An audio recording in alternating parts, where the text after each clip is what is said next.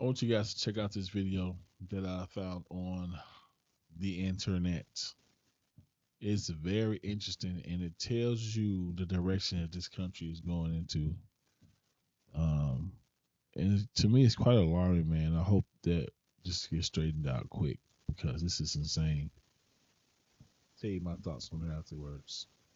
Check out this video, though. I might be getting canceled for this, but I'm kind of pissed off. Me too. Anyway, I'm a senior in college and I'm in international public relations. And I was told to read chapter 8 this week of International Public Relations, Negotiating Culture, Identity, and Power. I'm reading, I just opened it up to chapter 8 about 5 minutes ago. I've been sitting here in awe. Same, girl. Chapter 8 is titled Contested Identities Shifting Publics in a Globalized World. I'm going to read you what I just read and where I stopped. I think it's the second sentence, maybe the third. Identity may be one of the most contentious words of the new millennium. An internet search produces the following modifiers for identity. Insane. Corporate, sexual, digital, public, racial, national, brand, and even Christian. A US-based white supremacist group. And this is what they're learning. I'm pissed. So Same. I would just like to say that as a Christian, if you're reading this and you're not a Christian and you're in college, I am not a white supremacist. Right? So can we cancel these authors? Now, you can't tell me that's not insane. You can't tell me that that's not ridiculous. Christianity, Christian men and Christian women, according to this book, are white supremacists, a US based white supremacy group. Like, the thing that gets me is this: Christianity is a North African, Middle East, Asian Minor, whatever you want to call it, religion. Started in North Africa, Israel, Jerusalem, Iran, even Palestine. Like these places over here, and many other places in that region, is where the whole Christian narrative started from. So how do we get it? How does it turn into a white supremacy group? How's it turn into that? I recently saw a video about I guess it's an organization called the ADL, and I don't know what ADL stand for. Probably should have looked it up, but I wasn't planning on talking about or mentioning it. But the ADL, from what this um, video says, it's I guess it's an organization, but they kind of categorize different probably organizations, peoples, or groups as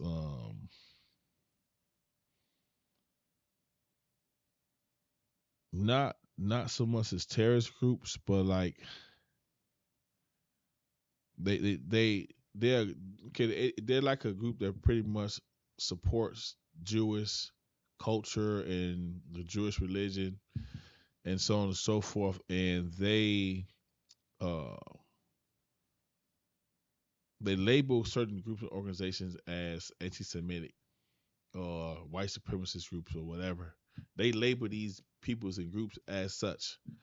And apparently a lot of like important big organizations like even um news channels like NBC, ABC, so on and so forth, like network news networks, they also use the ADL to define or to as a resource to see if a group is a hate group or if a group is a anti-Semitic group or person and so on and so forth.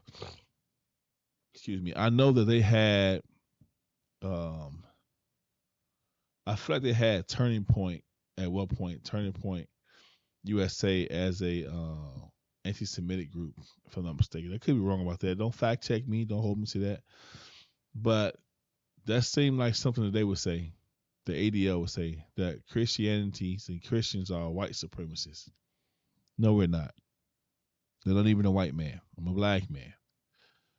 And I don't believe that white people are far more superior than black people. I don't believe white people are far more superior than Asian people, than Indian people, than Native American people, than um, Jewish people. I don't. I just don't believe that at all. There's nowhere in my bones.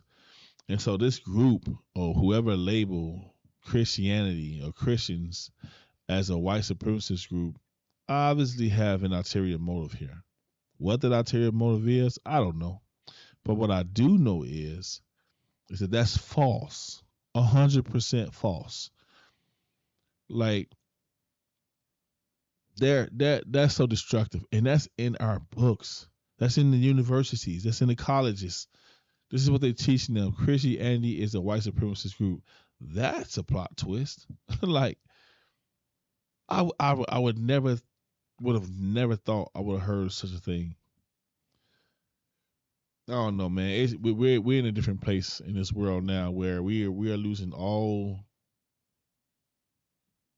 understanding, all sense of reality, all sense of common sense. We're losing everything, and we're replacing it with just random, absurd ideas and feelings. And right now, I don't know what to say about this one, man. Like, that's crazy.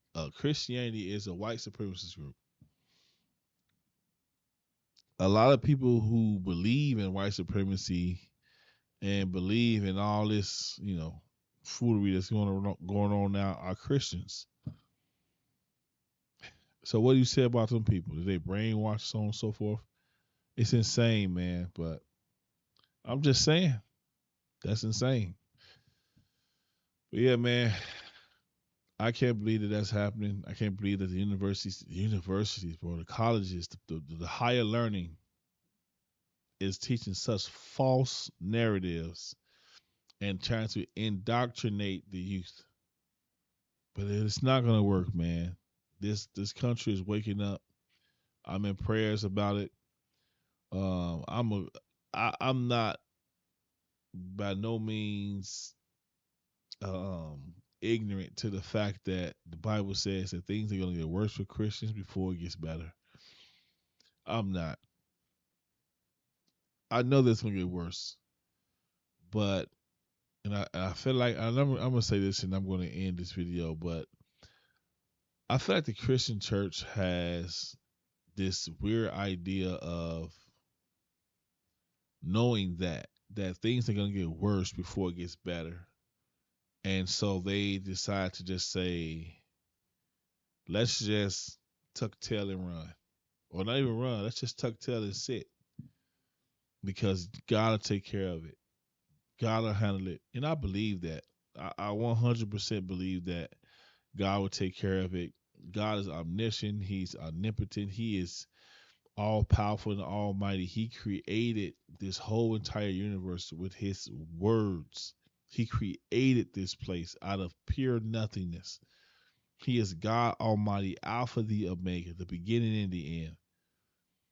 But God created us for a purpose. And where in the Bible does it says when you feel like you're at the end times, don't be the light, don't be the salt, don't speak out against and don't speak up for the persecuted. Don't speak up for justice. Don't just be quiet. Don't say nothing. Like where does it say that at? It says us to proclaim the gospel. It tells us to preach the word. And it's like the world is not the world, but the church is like, you know what? Certain areas we're not going to talk about because we're just going to let whatever happens, and we're just going to pray and trust God. Like I don't think that's how it goes. I don't think you're supposed to just let whatever happens and pray and trust God. God uses His creation. He uses us in His ministry of reconciliation. By no means am I a fool or tricked to think that God needs us. He doesn't need none of us. for his ministry of reconciliation. So by no means, I don't believe that God needs us, but he uses us. If we read the Bible, we see that God uses man to bring forth his ministry, to bring forth his revelations, and so on and so forth. So I'm just simply saying, like, in these times right now, if you feel like we are in end times, does that mean you're supposed to just sit and wait? Or should you be moving and preaching the gospel and not so much as defending God, but just giving a reason for the hope that you have? Like, it's nothing wrong with correcting people. Is there something wrong with that? Like, help me understand. I'm open minded. I'm open to being corrected. But if there's a book in academia that is used to teach the next generation, and that book says that Christianity is a white supremacist group, are do are Christians supposed to just be silent about it because it's a secular institution? Are we supposed to be quiet about it because it could be considered a political issue? Is that what we're supposed to be doing? Or do God call the church to be the light, to be the salt, to speak up and to speak out? Why are we so? If that would have been a book that spoke ill of Black Americans, and watch how people would be outraged. But it's a book that's talking about your faith. And I'm not saying that this is like viral or something like that and everybody knows. But from my experience, man, like, the church don't do anything. Stuff happens, people say things, and the church just sits idle and doesn't do anything about it. In fact, they don't want to talk about it. Like I said, I was going to end this video, but this is what happens when I start. Like, this whole Christian nationalist thing, I don't understand that. And depending upon what group is giving you the definition, it changes, because the definition of a Christian nationalist is different amongst the black church than it is amongst liberals, as well as the white church. It's different. It's that they modify it to fit into that particular people group. Look, man, I don't understand what that is. I vote based off of my faith. I make decisions based off of my faith. I love my wife, raise my kids, treat my friends, my grandbabies, everybody, everything that I do, even my decisions for my future, financial, and so forth. I base it off my faith. I pray and so on and so forth. But I don't sit still and do nothing. But I pray. And as I'm moving, I'm praying that God is guiding me. He's leading my heart and my mind and so on and so forth. And so, am I a Christian nationalist? Does that make me a Christian nationalist? I can't. My nose is stopped up, so if I sound weird, that's the reason why. Not to mention, I just talk funny anyway. But am I a Christian nationalist because I vote with my faith? I heard somebody say it blurs the lines between Christianity and, like, politics.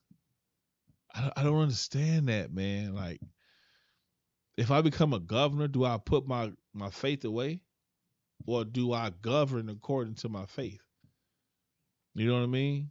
Like, that's literally what we vote for. When we vote for the people who align with our values and so on and so forth. Like everybody does, whether you're a Democrat, liberal, independent, Republican, conservative, no matter what you are, you vote according to your values. So if I vote according to my Christian values, am I a Christian nationalist?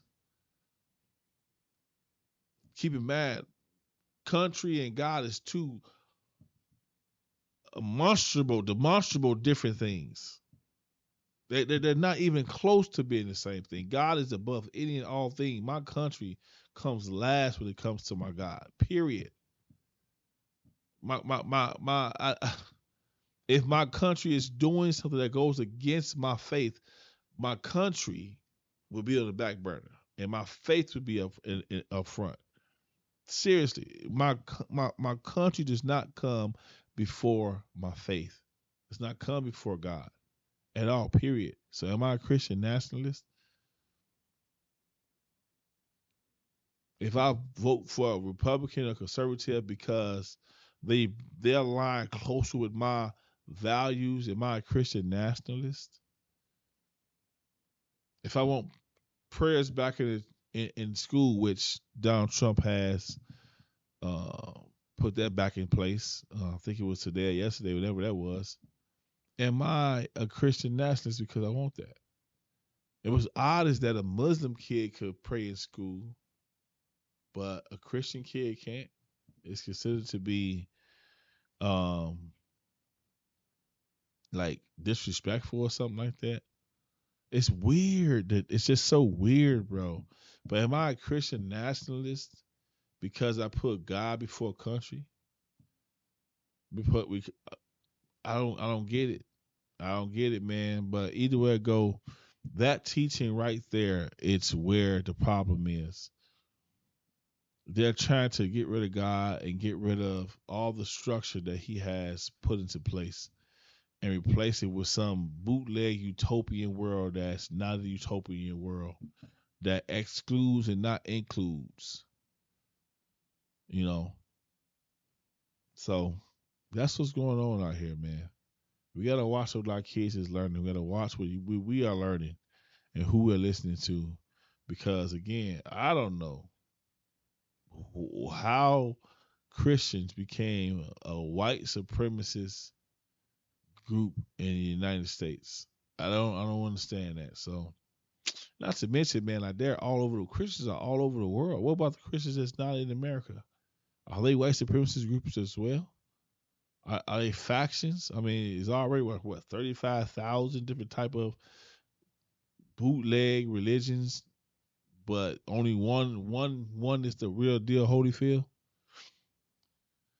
Anyway, so I digress. I'm just saying, man, what are we doing out here? You know?